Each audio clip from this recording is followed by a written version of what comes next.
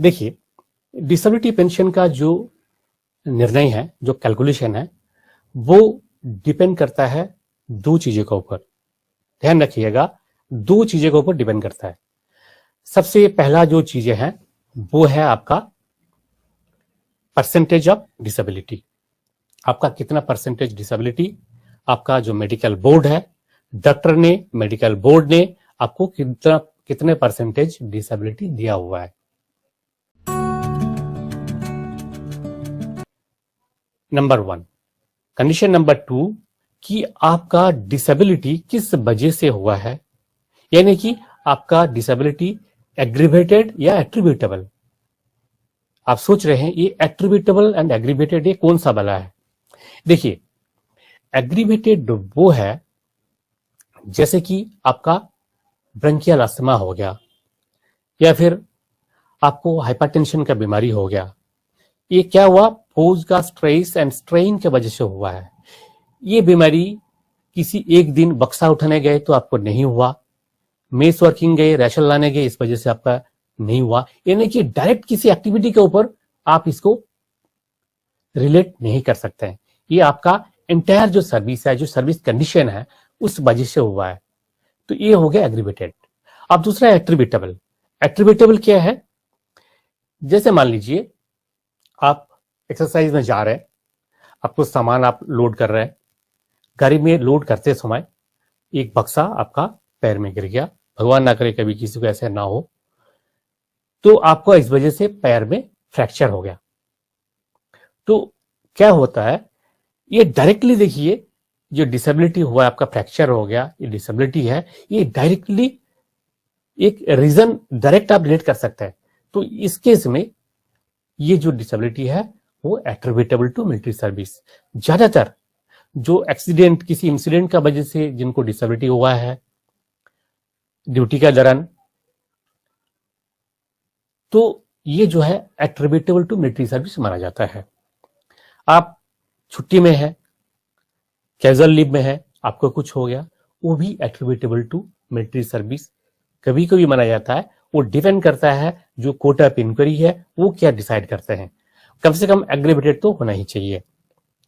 पर एएल में अगर होता है तो ये एक फौज का रूल है, आप एनुअल लीव में हैं, तो उस कंडीशन में जब आप छुट्टी से वापस आ रहे थे और जब छुट्टी जा रहे थे, ये दोनों ही ड्यूटी में काउंट है। और इस केस में आपका अगर कोई एक्सीडेंट हो जाता है तो वो भी aggravated by military service count होगा। यानी कि आपका जो डिसेबिलिटी है या तो वो एट्रीब्यूटेबल या फिर एग्रीवेटेड, ये दोनों में से एक होना चाहिए।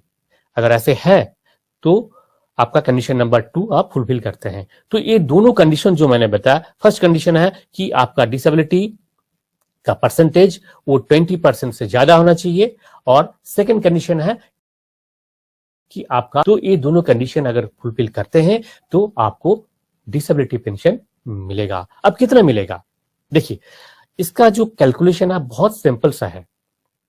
अभी देखिए, जो 7 CPC का बात कर रहा हूं, अभी का जो सिस्टम है, अभी ग्रेड पे सिस्टम नहीं है, सीधा सीधा पे मैट्रिक्स में, पे लेवल में अपना जितना आपका बेसिक पे है वो ले लीजिए। मान लीजिए आपका बेसिक पे है 45,000, अब आपका एमएसपी है 5,200, 50,200, और क्या है, और आपका क्लास पे है मान लीजिए 800 रुपया। तो कितना हो गया, टोटल तीनों मिलाकर के 51,000 हो गया। अब आपका जो डिसेबिलिटी पेंशन होगा वो कैसे होगा, देखिए अगर आप 100% डिसेबल है तो आपका डिसेबिलिटी कितना होगा, 51,000 इंटू 30/100, यानी कि 30%। जितना आपका एमोलुमेंट्स, ये जो टोटल तीनों चीजों का जो मैंने टोटल बताया, किसी सर्विस में जैसे एयरफोर्स वगैरह में है वहां पे गुड सर्विस पे भी बनाया जाता है, और भी कई सारे पे हो सकता है। जो भी पेंशन के लिए जो पे जो एक्यूमुलेट होता है, जिस पे के ऊपर आपका पेंशन बन रहा है वो है एमोलुमेंट्स। उस एमोलुमेंट्स का 30%, यानी कि 51,000 का 30%, ये जो अमाउंट होगा लगभग 15,300 के आसपास आ रहे हैं। तो ये जो है अमाउंट ये हो गया आपका 100% डिसेबिलिटी। अब मान लीजिए बोर्ड आपको 20% डिसेबिलिटी दिया हुआ है। एक टर्म और है, ये आपको ध्यान में रखना होगा, यह है ब्रॉडबैंडिंग। ब्रॉडबैंडिंग ये है आपका डिसेबिलिटी 20 से लेकर के अगर 49% तक बीच में है, 21 हो, 30 हो, 40 हो, 49 हो, तो आपका ये माना जाएगा 50%। 20 से लेकर के 49% का अगर डिसेबिलिटी है वो माना जाता है 50%। तो मान लीजिए आपको 20% दिया हुआ है, तो आपका सीधा सीधा आपका ब्रॉडबैंडिंग कितना हो गया, आपका डिसेबिलिटी 50%। तो हमने क्या बताया था कि 100% डिसेबिलिटी अगर आपका है तो आपको कितना मिलेगा, 15,300 का। तो अगर आपका 50% डिसेबिलिटी है तो कितना मिलेगा, उसका हाफ मिलेगा। बहुत सिंपल सा, आपका डिसेबिलिटी पेंशन है। बहुत लोगों का ये डाउट था कि 7 सीपीसी में जो डिसेबिलिटी पेंशन रिवाइज हुआ था और स्लैब बेस्ड हुआ था। हाँ, आपने बिल्कुल सही देखा या पढ़ा होगा, ये हुआ था, रिकमेंडेशन था 7 सीपीसी का, बट 5 सितंबर 2017 का लेटर है, आप देख लीजिएगा, उसमें फिर गवर्नमेंट ऑफ इंडिया ने स्पष्ट कर दिया कि वो जो स्लैब बेस्ड जो था सिस्टम, ऐसे कुछ भी नहीं होगा। सिंपली आपका जो पहले का जो सिस्टम था, यानी कि 30% का जो हिसाब है, जो कैलकुलेशन था, उसी को 2.57 मल्टीप्लीकेशन फैक्टर से गुना करके आपका वर्तमान जो डिसेबिलिटी पेंशन काउंटिंग किया जाएगा। यानी कि स्लैब बेस्ड जो डिसेबिलिटी पेंशन है वो लागू नहीं हुआ। वेरी सिंपली आपका 30% ऑफ बेसिक पे यह है 100% डिसेबिलिटी। तो उम्मीद है कि अब ये क्लियर हो गया।